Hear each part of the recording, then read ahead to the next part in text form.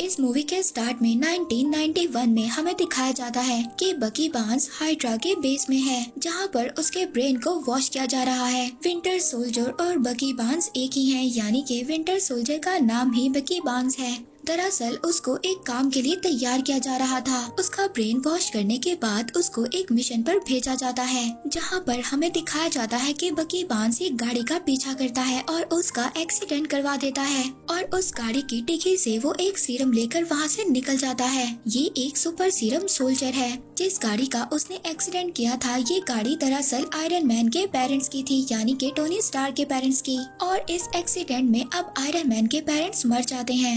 इसके बाद इस मूवी की कहानी शिफ्ट होती है प्रेजेंट में, जहां पर हमें कैप्टन अमेरिका और उसके कुछ साथी दिखाए जाते हैं। ये सब के सब नाइजीरिया के लैब में हैं। वहां पर एक सोल्जर को, जिसका ब्रेन बिल्कुल बिकी बार्न्स की तरह वॉश किया गया है, उसको एक बायोलॉजिकल वेपन चुराने से रोक रहे होते हैं। कैप्टन अमेरिका के साथ उसकी पूरी टीम भी थी। अब उसकी पूरी टीम उन लोगों को एक एक कर मार देते हैं। अब वो एक सिर्फ सुपर सोल्जर बचता है और उसके सामने कैप्टन अमेरिका था। अब कैप्टन अमेरिका और सुपर सोल्जर के दरमियान में फाइट होती है। वहाँ पर उस फाइट के दौरान सुपर सोल्जर एक बॉम्ब को एक्टिव कर देता है जो उसकी बॉडी में था और तभी वहाँ पर ब्लास्ट होता है। इससे पहले कैप्टन अमेरिका को वहाँ पर कोई चोट पहुँचती, वहाँ पर वांडा अपनी पावर से उस सुपर सोल्जर को एक बिल्डिंग में फेंक देती है। वहाँ पर उस ब्लास्ट की वजह से बहुत सारे मासूम लोगों की जान चली जाती है। हालांकि वांडा ने वहाँ पर जानबूझकर नहीं किया था, लेकिन अब उसको इस बात का बहुत ज्यादा दुख था। कैप्टन अमेरिका उसके पास जाते हैं। वो कहते हैं कि ये हम दोनों की गलती है और हमारे काम में ऐसा होता रहता है और अगर हम इस बारे में ज्यादा सोचेंगे तो कभी भी अपना काम नहीं कर पाएंगे। अब हमें दिखाया जाता है इवेंजर्स की एक मीटिंग होती है। यहाँ पर मीटिंग के हेड इवेंजर्स को बताते हैं कि इवेंजर्स ने आज तक जितने भी मिशन किए हैं, उन्होंने हालांकि दुश्मन को मात दी है, लेकिन इस काम में उन्होंने कई मासूम लोगों की जान भी ली है और तुम सब इवेंजर्स मेरी नजर में एक खतरा हो। तुम बगैर परमिशन के किसी न किसी कंट्री में चले जाते हो और वहाँ पर जाकर तोड़फोड़ करते हो, जिससे कई मासूम लोगों की जान चली जाती है। लेकिन अब ऐसा नहीं होगा, मेरे पास इस बात का एक हल है। वो वहाँ पर सबको एक एग्रीमेंट देता है जिसका नाम है सोकोविया एकॉर्ड्स और इसमें इस बात को लिखा हुआ था कि इवेंजर्स अपनी मर्जी से कहीं भी किसी भी कंट्री में नहीं जा सकते और वो अब एक प्राइवेट ऑर्गेनाइजेशन नहीं रहेगी, बल्कि वो लोग अब एक यूएन के अंडर काम करेंगे। जैसे ही यूएन उनको ऑर्डर देगी तभी वो काम करेंगे। और यहाँ पर हम आयरन मैन यानी कि टोनी स्टार्क को भी देखते हैं, जो इस बात पर एग्री होता है क्योंकि वो इस बात को जानता था कि उनकी फाइट के दौरान बहुत ज्यादा मासूम लोगों की जाने जाती हैं। यहाँ पर टोनी स्टार्क अपने पहले मिशन को याद कर रहा था कि जिस मिशन की वजह से बहुत ज्यादा बर्बादी हुई थी, तो यहाँ पर वो सबका जिम्मेदार अपने आप को कह रहा था, इसलिए वो सोकोविया एकॉर्ड्स के एग्रीमेंट पर तैयार था। लेकिन यहाँ पर कैप्टन अमेरिका इस एग्रीमेंट पर साइन नहीं करना चाहते थे क्योंकि उसको गवर्नमेंट पर बिल्कुल भी भरोसा नहीं था। वो अपने आप पर ज्यादा बिलीव करता था। इस वजह से कैप्टन अमेरिका अब सोकोविया एकॉर्ड्स पर साइन करने से इनकार कर देता है और इस तरह से हम देखते हैं कि इवेंजर्स दो टीम में बट जाते हैं। एक टीम थी टोनी स्टार की जो सोकोविया एकॉर्ड्स पर साइन करना चाहते हैं, यूएन के अंडर काम करना चाहते हैं, और दूसरी टीम थी कैप्टन अमेरिका की जो किसी के भी अंडर काम नहीं करना चाहती थी। वो अपने फैसले और अपनी लड़ाई को खुद तय करना चाहते थे। इसके बाद हमें जीमो नाम का एक आदमी दिखाया जाता है जो सोकोविया में पहले कर्नल था, जहाँ पर एवेंजर्स और अल्ट्रॉन्स की लड़ाई में कई मासूम लोगों की जान गई थी, पर अब वो एक टेररिस्ट बन चुका था और वो किसी भी कीमत पर एवेंजर से बदला लेना चाहता था। अब वो हाइड्रा के एक हैंडलर के पास जाता है। वहाँ पर जाकर वो हाइड्रा की वो खुफिया नोटबुक को हासिल कर लेता है जिसमें हाइड्रा के सुपर सोल्जर्स के बहुत सारे सीक्रेट्स थे। उस बुक में ऐसे वर्ड्स को लिखा गया था जिनको बोलने के बाद हाइड्रा के सुपर सोल्जर से कोई भी काम करवाया जा सकता था। इसके बाद हमें वकांडा के किंग को दिखाया जाता है जो टोनी स्टार से मिलकर बहुत ज्यादा खुश होते हैं कि उन्होंने एग्रीमेंट पर साइन कर दिया।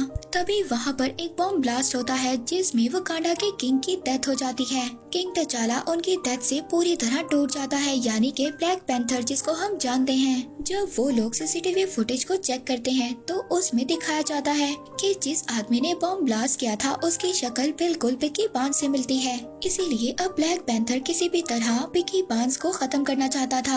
अब कैप्टन अमेरिका को ये बात पता चल जाती है कि पूरी मिलिट्री फोर्स और ब्लैक पैंथर बिकी बार्न्स के पीछे पड़ी हुई है उसको खत्म करने के लिए। पर कैप्टन अमेरिका को इस बात पर यकीन था कि उसका दोस्त बकी बार्न्स बिल्कुल बदल चुका है, क्योंकि जब कैप्टन अमेरिका पानी में डूब रहा था तब बकी बार्न्स ने ही उसको बचाया था। अब कैप्टन अमेरिका बकी बार्न्स के पास पहुंच जाता है। जैसे ही वो बकी बार्न्स के पास पहुंचता है तो वहां पर मिलिट्री उन दोनों पर अटैक कर देती है। यहाँ पर ब्लैक पैंथर भी आ जाता है जो बकी बार्न्स को मारने के लिए उसका पीछा कर रहा था।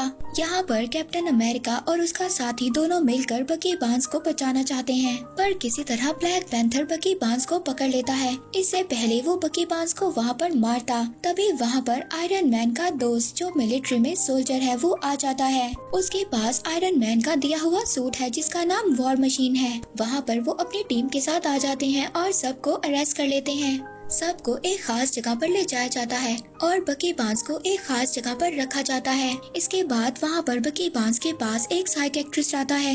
ये साइकियाट्रिस्ट कोई और नहीं बल्कि ज़ीमो है, जिसने हाइड्रा की वो सीक्रेट बुक को हासिल कर लिया था, जिस नोटबुक में वो कोड वर्ड्स हैं। उन वर्ड्स को बोलने के बाद हाइड्रा के सुपर सोल्जर को अपने काबू में लिया जा सकता है। और जब ज़ीमो वहाँ पर उन वर्ड्स को बोलता है तो बकी बार्न्स का दिमाग पूरी तरह से घूम जाता है। अब वो पूरी तरह से ज़ीमो के कंट्रोल में था। तभी यहाँ पर कैप्टन अमेरिका और उसका साथी भी आ जाता है। ये यहाँ पर बकी बार्न्स के सामने टिक नहीं पाते क्योंकि इनके वेपन्स को ले लिया गया था। यहीं पर आयरन मैन भी था, लेकिन उसके पास उसका सूट नहीं था। वो UN की बिना परमिशन के अपना सूट नहीं पहन सकता था, क्योंकि आयरन मैन ने एग्रीमेंट को साइन किया था। लेकिन फिर भी उसके पास आयरन मैन का हैंड होता है जिससे वो बकी बार्न्स पर अटैक करता है, पर अपने सिर्फ हैंड से वो बकी बार्न्स को नहीं हरा सकता था। इसके बाद बकी बार्न्स टेरेस पर जाता है। वो एक हेलीकॉप्टर को लेकर वहाँ से जा रहा था। तभी वहाँ पर कैप्टन अमेरिका आ जाता है। वो इसके हेलीकॉप्टर को पकड़ लेता है और ये दोनों पानी में गिर जाते हैं। अब बकी बार्न्स यहाँ पर बेहोश हो जाता है। कैप्टन अमेरिका उसको उठाकर अपने साथ ले जाता है और जब बकी बार्न्स को होश आता है तो वो पहले की तरह नॉर्मल हो जाता है। तो वो यहाँ पर कैप्टन अमेरिका को बताता है कि हाइड्रा का प्रोग्राम आज भी मेरे दिमाग में है। उस आदमी ने मेरे सामने उन वर्ड्स को पढ़ा, जिसे सुनने के बाद मेरी विंटर सोल्जर वाली पर्सनालिटी एक्टिव हो गई। वो साइबेरिया के बारे में जानना चाहता था। साइबेरिया हाइड्रा का एक बहुत ही खुफिया कैंप था और यहीं से इस मूवी की स्टोरी 1991 में जाती है। हम यहाँ पर फ्लैशबैक को देखते हैं। जब बकी बार्न्स पूरी तरह से हाइड्रा के कंट्रोल में था, उस वक्त उसने टोनी स्टार यानी कि आयरन मैन के पेरेंट्स की गाड़ी पर अटैक किया था और उस एक्सीडेंट में आयरन मैन के पेरेंट्स मर चुके थे। बकी बार्न्स ने उस गाड़ी से उस सुपर सोल्जर सीरम को भी चुरा लिया था। इस सीरम से हाइड्रा बहुत ज्यादा सुपर सोल्जर्स को बनाती है जो बकी बार्न्स से भी बहुत ज्यादा पावरफुल है और ये लोग आज भी साइबेरिया के एक खुफिया कैंप में हैं और इनका भी मेरी तरह से पूरा ब्रेन वॉश है और ज़ीमो इन लोगों का इस्तेमाल करना चाहता है। और अब ज़ीमो उस खुफिया कैंप की तरफ निकल चुका है। अब उसको रोकने के लिए कैप्टन अमेरिका एवेंजर्स की एक टीम बनाता है। वहीं पर दूसरी तरफ हम उनके मीटिंग के हेड को देखते हैं जो टोनी स्टार को कह रहा था कि बकी बार्न्स की वजह से बहुत ज्यादा मासूम लोग मारे गए हैं और हमें जल्दी बकी बार्न्स चाहिए। अब टोनी स्टार को देखते हैं जो स्पाइडरमैन के घर जाता है। वो स्पाइडरमैन को अपनी टीम में शामिल होने का कहता है और वहीं पर वो स्पाइडरमैन को एक नया सूट भी ऑफर करता है। और अब टोनी स्टार यानी कि आयरन मैन की टीम में स्पाइडरमैन, ब्लैक पैंथर और बहुत सारे इवेंजर्स हैं और अब इस तरह से इवेंजर्स की टीम अलग अलग हिस्सों में बढ़ चुकी है।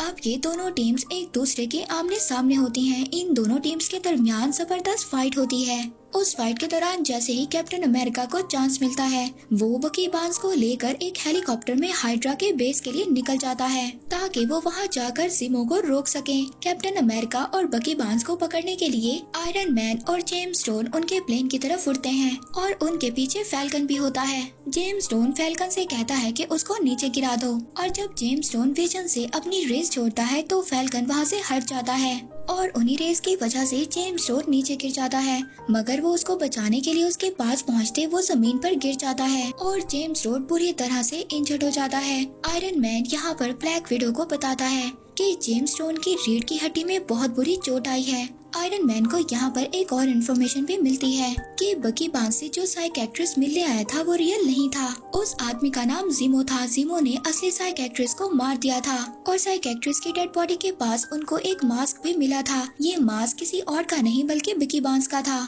आयरन मैन यहाँ पर समझ जाता है कि बकी बार्न्स को फंसाया गया था। वकांडा के किंग जो ब्लैक पैंथर के फादर थे, उनको बकी बार्न्स ने नहीं बल्कि ज़ीमो ने मारा था। अब यहाँ पर टोनी स्टार्क आयरन मैन को अपनी गलती का एहसास होता है। वो वहाँ पर कैप्टन अमेरिका के साथियों के पास जाता है जहाँ पर उनको कैद कर रखा हुआ था। वो फैल्कन के पास जाता है और उसे ज़ीमो की सच्चाई के बारे में बताता है और साथ ही वो कहता है कि मुझे मेरी गलती का एहसास है, तुम मुझे बताओ कि कैप्टन अमेरिका कहाँ गया है। लेकिन यहाँ पर फैल्कन आयरन मैन को कहता है कि तुम्हें अकेले ही जाना होगा। वो ये नहीं चाहता था कि मिलिट्री की आर्मी भी उसके साथ जाए। इसके बाद टोनी स्टार्क हेलीकॉप्टर में बैठकर यहाँ से चला जाता है और जब वो हेलीकॉप्टर में बैठा होता है तो वो अपना आयरन मैन सूट पहन लेता है और वो साइबेरिया के लिए निकल जाता है। वहीं पर हम ज़ीमो को देखते हैं जो साइबेरिया के उसी कैंप तक पहुँच गया था जहाँ पर बकी बांस की तरह 5 और सुपर सोल्जर्स हैं। ये सब के सब स्लीपिंग चैम्बर के अंदर होते हैं। अब यहाँ पर आयरन मैन भी पहुँच जाता है जो बकी बांस और कैप्टन अमेरिका से मिलता है। आयरन मैन यहाँ पर आकर कैप्टन अमेरिका से कहता है कि मैं तुम्हारा साथ देने के लिए यहाँ पर आया हूँ। अब ये लोग उस जगह पर जाते हैं जहाँ पर 5 स्लीपिंग चैम्बर्स हैं। यहाँ पर वो लोग देखते हैं कि उन 5 सुपर सोल्जर्स को किसी ने नींद में ही फायर कर मार दिया था। तभी इन्हें यहाँ पर ज़ीमो की आवाज आती है जो एक बहुत ही मजबूत दरवाजे के पीछे था। ज़ीमो यहाँ पर इनको बताता है कि इन 5 को मैंने ही मारा है। मेरा मकसद इन 5 को मारना नहीं था, बल्कि मेरा मकसद तो ये था कि तुम सब लोग यहाँ पर आओ। तो कैप्टन अमेरिका ज़ीमो से कहता है कि तुमने वकांडा के किंग को सिर्फ इसलिए मारा ताकि हम लोग यहाँ पर आ सकें। अब जैसे ही कैप्टन अमेरिका ये सब कुछ बोलता है तो वहाँ पर ब्लैक पैंथर भी मौजूद था जो ये सब कुछ सुन लेता है। तो वो ये बात सुन लेता है कि उसके फादर को बकी बांस ने नहीं बल्कि ज़ीमो ने मारा है। अब इससे पहले ये ज़ीमो पर अटैक करता ज़ीमो यहाँ पर एक रिकॉर्डेड कैसेट चलाता है जो रिकॉर्डेड कैसेट 1991 की थी।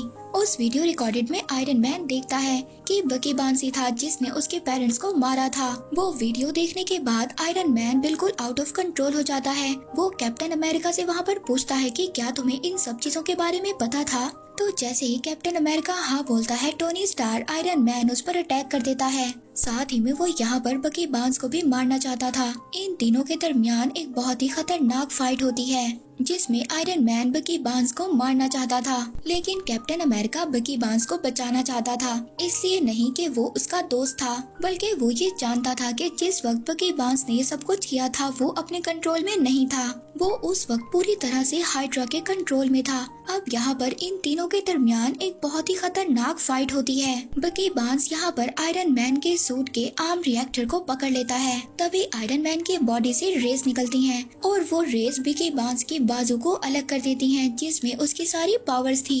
इसके बाद वो कैप्टन अमेरिका को मारने वाला था, पर जैसे ही वो कैप्टन अमेरिका पर अटैक करने वाला था बकी बांस उसका पाँव पकड़ लेता है जिससे कैप्टन अमेरिका को मौका मिल जाता है और वो टोनी स्टार यानी कि आयरन मैन को जमीन पर देकर मारता है और वो अपनी शील्ड से आयरन मैन के मास्क पर अटैक कर रहा था जिससे उसका मास्क तो टूट जाता है। अब वहाँ पर वो उसके चेहरे पर नहीं बल्कि उसके सूट के आर्म रिएक्टर पर अटैक करता है जिससे आयरन मैन का सूट पूरी तरह से डेड हो जाता है। कैप्टन अमेरिका अगर चाहता तो आयरन मैन यानी कि टोनी स्टार को मार भी सकता था, लेकिन वो ये जानता था कि टोनी स्टार का गुस्सा बिल्कुल जायज था। इसके बाद वो अपने दोस्त को यहाँ से लेकर जा रहा था। कैप्टन अमेरिका जब यहाँ से जा रहा था तो टोनी स्टार उसको कहता है कि ये शील्ड मेरे फादर ने तुम्हें दी थी और तुम इसके काबिल नहीं हो। तभी कैप्टन अमेरिका उस शील्ड को वहाँ पर फेंक देता है। वहीं पर दूसरी तरफ ज़ीमो को दिखाया जाता है जिसके पास ब्लैक पैंथर पहुँच चुका है। वो वहाँ पर ब्लैक पैंथर को बताता है कि मेरा बेटा एवेंजर्स का बहुत बड़ा फैन था, पर एवेंजर्स ने जब सोकोविया पर अटैक किया तो उसमें मेरा बेटा मेरी वाइफ सबके सब मारे गए।